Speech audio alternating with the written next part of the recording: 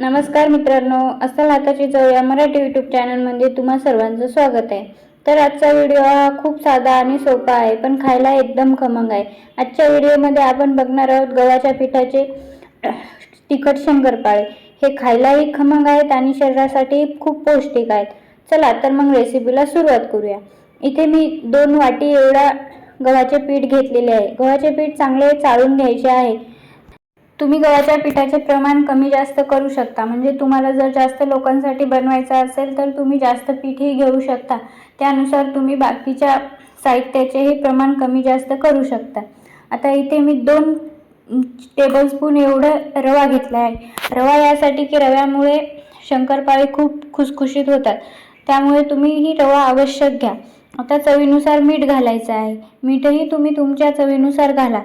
आता यामध्ये थोडंसं लाल तिखट घालायचं आहे। लाल तिखट पूर्णपणे ऑप्शनल आहे। तुम्हाला जर जास्त घालायचं असेल तर जास्त घाला, किंवा नसेल घालायचं तरीही चालेल। आता 1 चम्मच एवढा ओवा घालायचा आहे। ओवा चांगला हातावर कुस्करून घालायचा आहे। ओवा आवश्यक घाला, ओव्याने याला छान चव येते, त्यामुळे ओवा आवश्यक घालायचा। आता यामध्ये आपण कडकडीत 2 चमचे तेलाचे मोहन घालणार आहोत। मोहनानेही पिठाला चांगला कडकडीतपणा येतो, त्यामुळे ही शंकरपाळे चांगले खुसखुशीत होतात। म्हणून मी 2 चमचे पण कडकडीत मोहन यामध्ये घालायचं आहे।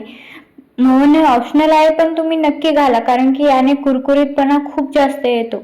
आणि मोहन हे साध्या तेलाचं नाही तर एकदम कडक गरम तेलाचं मोहन घालायचं आहे, त्यामुळे मोहनाचा फायदा होतो, नाहीतर थंड तेलाचा फायदा होत नाही। आता हे पीठ चांगले व्यवस्थित मिक्स करायचं आहे, म्हणजे आपले तेलाचे मोहन या पिठाला चांगले लागले पाहिजेत आणि आपली चटणी मीठही बरोबर यामध्ये मिसळले पाहिजेत। म्हणून 1-2 मिनिटे याला चांगले हाताने असे मिक्स करून घ्या। आता याच्यामध्ये 1 मोठा चम्मच एवढे तीळ घाला। तीळही पूर्णपणे ऑप्शनल आहेत, तुम्ही घातले नाही तरीही चालतील, पण घातले तर एकदम छान लागते, त्यामुळे 1 मोठा चम्मच तीळ घालायचे। तुमच्याकडे जर कलोंजी म्हणजेच काळे तीळ असतील तर तेही तुम्ही घालू शकता। आता हे तीळही पूर्णपणे आपल्याला मिक्स करून घ्यायचे आहे। मिक्स करायचे म्हणजे पिठामध्ये पूर्ण पदार्थ व्यवस्थित मिक्स झाले पाहिजेत, म्हणून 1-2 मिनिटे हाताने चांगले पीठ चोळून घ्यायचे। आता थोडे थोडे करून यामध्ये पाणी घालायचे। एकदम जास्त पाणी यामध्ये घालायचे नाहीये, थोडे थोडे करूनच घालायचे, कारण की आपल्याला असा घट्टसर पीठ मळून घ्यायचं आहे। बघू शकता तुम्ही, हे पीठ एकदम घट्टसर असे मळून झालेले आहे। जास्त पाणी वापरलं तर पीठ पातळ होते, त्यामुळे आपल्याला शंकरपाळे करता येणार नाहीत, म्हणून असे घट्टसर करायचे। आता 5 मिनिटे हे झाकून ठेवायचे आहे। 5 मिनिटांनंतर बघू शकता हे पीठ व्यवस्थित मुरले आहे आणि छान झाले आहे। आता आपण या पिठाचा एक छोटासा भाग घेऊन असा गोलाकार गोळा करून आपली चपाती सारखं लाटून घ्यायचं आहे। आता हे असं वाटतं की हे तोंड फाटेल, पण याने म्हणजे तोंड जास्त फाटणार नाहीये चपातीचे, तर तुम्ही थोडेसे पीठ लावून किंवा तेल लावून ही चपाती लाटून घेऊ शकता। बघू शकता ही चपाती एकदम इझिली लाटल्या जाते, जास्त काही मेहनत लागत नाही। जास्त जाडसरही चपाती आपल्याला लाटायची नाही आणि जास्त पातळसरही लाटायची नाही, एकदम मध्यम आकाराची ही आपल्याला चपाती लाटून घ्यायची आहे। आता बघू शकता तुम्ही, ही चपाती एकदम अशी पातळही नाही आणि जाडसरही नाही अशी लाटलेली आहे। तुम्हीही अशाच प्रकारे ही चपाती लाटून घ्या। आता यामध्ये तुम्ही सुरीने जसे तुम्हाला हवे आहेत तसे आकार देऊ शकता, लांब, त्रिकोणी, चौकोनी कसेही, किंवा शंकरपाळीचे कसेही तुम्ही आकार देऊ शकता। हे पूर्णपणे तुमच्या इच्छेनुसार आहे।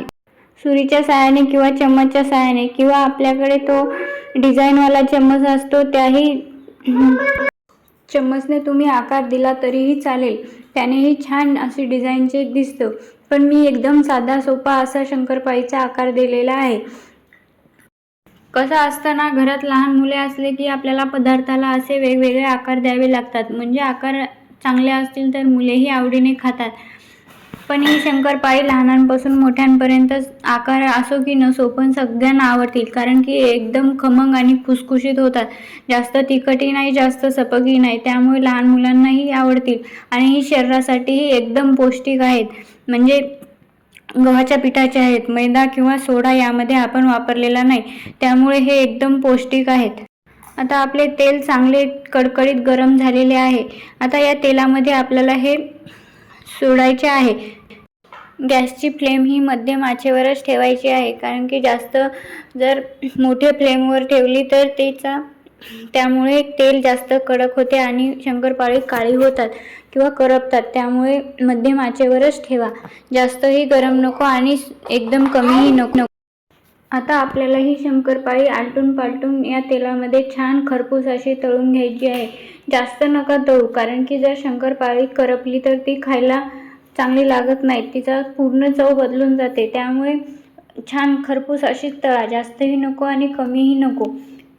त्यासाठी तेल व्यवस्थित गरम करून घ्यावे लागते, त्यामुळे तेल व्यवस्थित गरम करून घ्या. तर बघू शकता आपली शंकरपाळी एकदम छान खरपूस अशी तळून झालेली आहेत.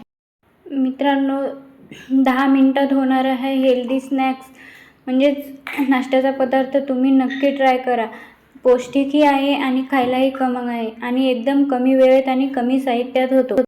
व्हिडिओ आवडला असेल तर एक लाईक, शेअर, कमेंट नक्की करा आणि हो, चॅनलवर नवीन असाल तर चॅनलला नक्की सबस्क्राईब करा.